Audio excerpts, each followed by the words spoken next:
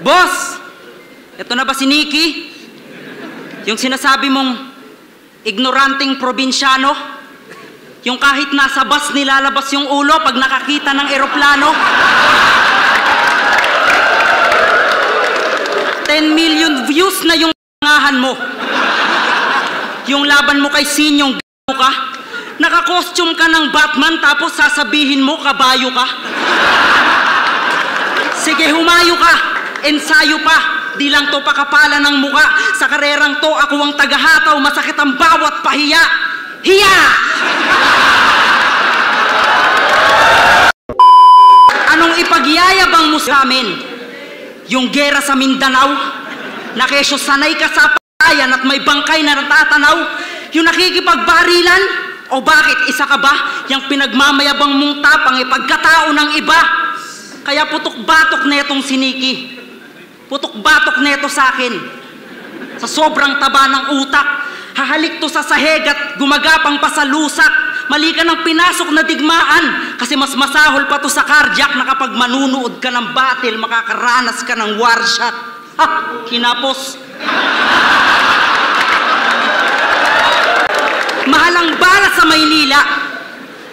Kaya wala ng warning shot. Titirikan na lang ng kandila kapag patay na on the spot. Di uso ligaw na bala, kaya sayang sa pulbura. May manghihinayang ba kay Nikki? Kasi sayang sa pulbura. Halos ilang gabi akong puyat. Kulang sa tulog dahil sa'yo. Iniisip ko pa lang yung mukha mo, sobrang distracted na ako. Ikaw ang pinakamahirap na nakalaban ko sa liga. Hindi dahil magaling kasi pulubi ka sa bara. Yung laban mo kay Sayad, all 3 rounds, nonsense yung katumbas. Panay puna mo ng kahinaan, wala ka namang maipakitang malakas. Samantalang ako may Armstrong. Kaya ako nagpatuloy, suntok sa buwan akong Apollo. Ikaw, Apollo na kiboloy. Ganto daw ang itsura ng heartthrob sa Mindanao. Ang sarap mong tsinilasin. Mahiya ka nga sa balat mo, hindi ka kayang itago kahit boysen. Tinira pa yung pagiging heartthrob ko. Sarap mo bigyan ng suntok. Wala kang pakialam, husky, kung ganito yung gwapo sa bundok.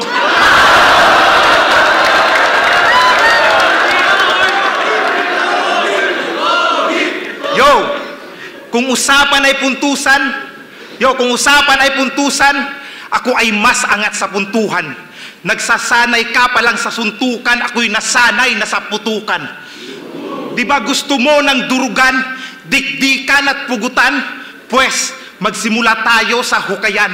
Pagkatapos ikakahon kita sa Tupperware best, total gusto mo naman pala ng baunan. At kinumpara pa yung sarili kay Babalo. Ganon kakababa.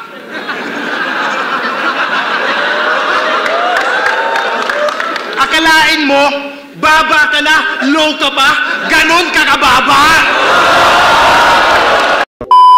Isa kang literal na hampas lupa. Sana'y pansin mo yan, iho. Kasi sa lapad ng noo at tulis ng baba mo, malamang napagkakamalan kang piko. Lagi pang present yung birthday party to. Puta di ko na matay. Mukha ni Husky, maaalala nyo. Sa tuwing mag-e-slice kayo ng cake, yeah!